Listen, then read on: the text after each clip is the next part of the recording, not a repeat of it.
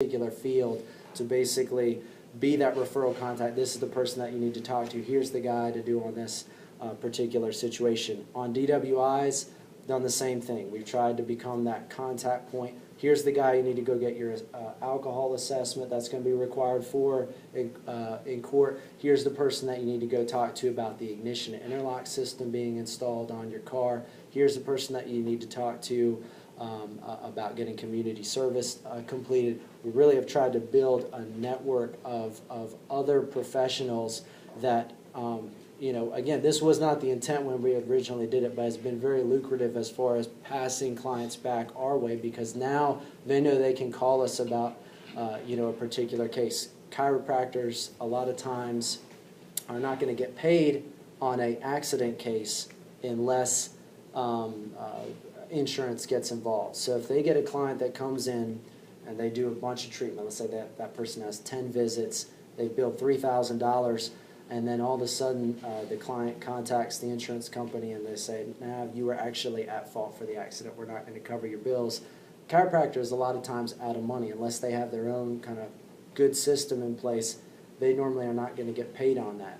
So one thing that we've gone around and done with chiropractors is basically said, look, if you're interested in a patient that comes in and you want to kind of talk through what the value of that case is going to be from a legal perspective, whether that person's going to be able to recover, call us and we'll talk through that situation with the chiropractor, because again, then they say these guys really know what they're talking about. We're going to send them cases that come in and they don't have an attorney or that are asking for an attorney. So kind of being that referral point for other resources has been a big push on our end. And then we really, kind of going back to your point earlier, we really have tried, actually a couple of different people have mentioned this, really tried to become experts in our particular field. So the fellow that we have down in Gastonia, he does pretty much DWI representation. He does other criminal representation, but he's a former police officer. He's a police officer of 12 years.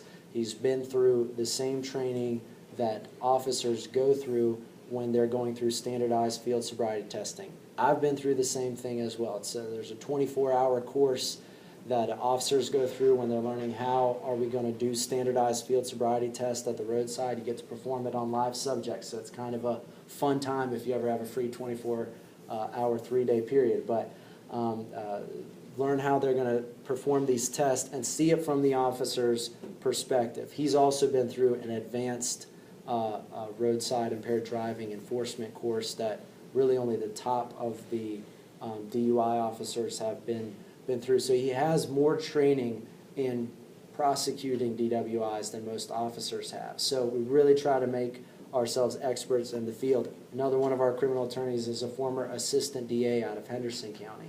So he's seen the whole process from and prosecuted thousands of cases. So one thing we've really tried to build in to our mentality is let's try to be experts. Let's not just, again, try to have this general practitioner mentality, but let's try to be experts. Did you have no, you're fine. Have a particular practice that we're trying to push. So that's one thing that we've really concentrated on. Fellow that does the personal injury, that's all he does. He doesn't do any criminal work for us. He does all personal injury and workers' compensation cases, and that's what he's been doing since he is out of law school. And the legal market is becoming much more, just like all markets in my opinion, but particularly in the last 50 years, the legal market is becoming much more, we're going to do a particular thing and we're going to do it really well. You also then have the opportunity to become an expert in your field. So you get to go, you know, teach the continuing education courses, and other attorneys start to say, hey, this guy knows what he's talking about. He's teaching us on this particular practice area. So you want to try to build that expert, you know, this is a guy that knows everything there is to know about, nobody knows everything there is to know about any particular part of the law, but this guy really knows this practice area. The next thing that I've really tried to become as a firm, in addition to being client-oriented, and you're just going to have to keep me on the lookout here on the time. But the next thing that we've really tried to look at is technology orientedness. And that is something that the legal market has not responded to as of yet. There are particular firms, but the Asheville market, generally speaking, has not responded to this technology-oriented approach to the law practice. The first thing that technology is used for in our firm is in marketing. We have a really great website that was designed by a local website designer. We daily blog on that website, so we pay a law student, the same guy that worked with us over the summer. He posts a blog every day. Pay him to write blogs for us. We put videos and pictures up on the website. It's constantly evolving. But that website has really kind of reached prominence in the Asheville market as far as searches being performed. But as far as the mentality in Asheville and in many parts of the state, there are a lot of attorneys, a lot of legal professionals that are of the opinion that advertising or marketing is unprofessional or dishonorable. You know, it's not what lawyers should be doing. They shouldn't be advertising for cases, so they don't want to see anybody that's doing radio advertisement or TV commercials are the worst. They don't like the personal injury faces on the back of the phone book. Don't like the stuff on the internet or sending letters in the mail. And I think that the reason for that is they have the luxury to be that way because they've got the referral system in place. I didn't have that luxury, so I couldn't just wait and have somebody to come knock on the door because there was nobody knocking. So we've really pushed the marketing online because that is where people are going. People, most people now have smartphones. They have tablets. They're getting on the internet immediately after getting arrested. As soon as they walk out of the jail, as soon as they get an accident, they're posting about it on Facebook, which is a big problem that I've seen from both the criminal and the civil side of things. People putting bad posts on Facebook. It's out there. Don't do it. It's not a good idea. Don't get in a wreck and then start yelling about it on Facebook. But there's a lot of instant access to technology, and so we as a legal market have to respond to that information crave from client customers. In filing, we use all electronic filing systems. So I don't have any case files for the 500 or so cases criminally that we've had on board with us since January. It's all electronic. If we need to print something off and take it to the courthouse, then we'll print it off and take it to the courthouse. But we don't have physical files around the office. And it really helps because we have 3 offices, one that is manned by one person down in Charlotte and Gastonia. In Asheville, we have 4 paralegals and 4 attorneys working on the same cases. So if we're not really able to access all that information, if somebody's got to go running around the office and looking for the file in my office and then they got to go back down the hallway and talk to it about somebody else, it really creates a lot of problems in just having inter-office access to that information. So we have everything in a sharing filing system in office that we can all look at the file. I can pull it up in my office.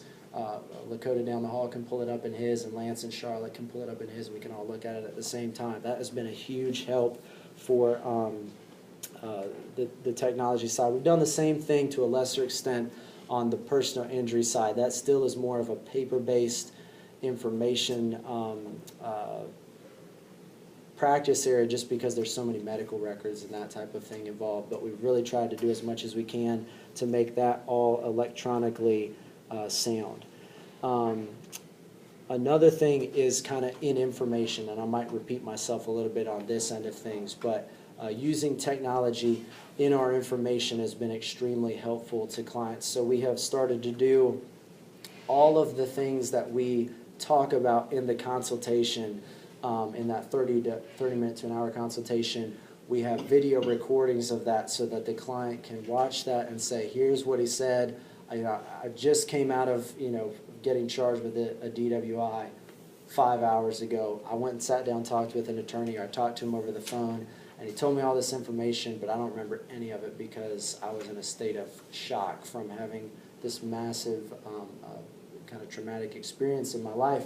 And so we put all that into watchable files so that instead of us maybe having to say the same thing 3 and 4 times, we can say, hey, everything that we talked about is at this YouTube spot. And I'm happy to answer any questions that the person has, but we can send them to a place where they can get the information that they're looking for. It's organized well, and they can get it instantly. We can send them an email message, here's the YouTube video, or here's the article that you're looking for, here's the form, a copy of the form that you need. We really try to use technology well in kind of keeping our clients up to date.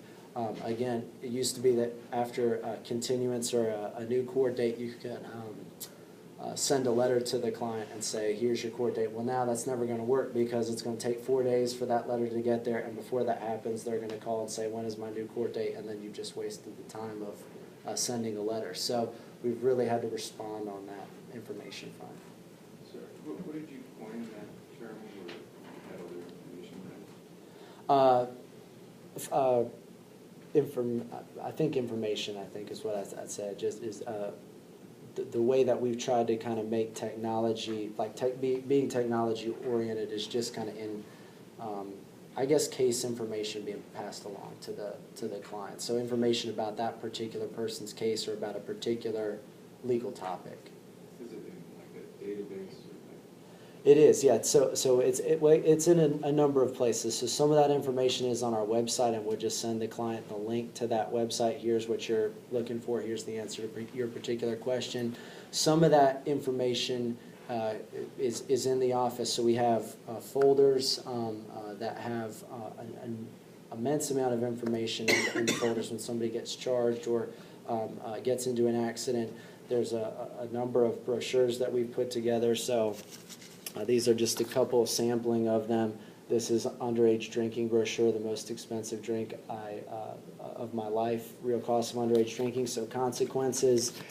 This is a brochure that kind of just outlines your personal injury team, and we have one for the criminal end of things as well. But there's a number of different ways. So we use a lot of brochures, use a lot of printouts that we get from the court and say, here's the form that you're going to need to file after this happens, or here's the form that we're going to file for you. But there's a lot of different sources where that information is held. It's also held in our shared document system at the office sometimes. Sorry, you have about 11 minutes. No, that's fine. I will rush on through. I just wanted to. Yeah, thank you. I'll stay on course. I won't make you guys stay over. The next thing that I'd like to kind of talk about a little bit is the outcome orientedness that we've kind of fostered in the law firm, and that has been kind of this again borrowed a lot from the E-Myth, which I read for the first time last summer, and again was kind of this life-changing, business-changing moment. But we've tried to become much more systematic, system-oriented in our approach to handling a case. So when I was doing everything by myself, I knew exactly where the file was. I knew exactly what the client wanted. If they were going to call me, I knew everything about their case. When you start adding on other members of your team, that's when you have to have a system in place, because it can't just all be stored up here. There's got to be access to that information for everybody. So it can't be that I'm going to handle a case one way and Lance is going to handle a case another way, or we're going to file a document on this particular case, just haphazardly, or Lance is going to file this document. Everything has to get filed at a particular time. Deadline's got to go up, and basically you've got to take the what I always tell my team is we've got to take the Jake factor out of the case process, because what was happening all too much was that members of the team would come in and say, what do we need to do on this particular case, or I don't know anything about this, and I would say, oh, we're going to do XYZ with this, but instead of putting that in a place that they could find it, they always had to be coming to me for that. And until you separate yourself from that process or have a system that basically lets everybody know where the case is supposed to be, you really create a major problem for the people around you and for people that are are working for you, it's just really difficult to proceed without talking to that one person that has all the answers.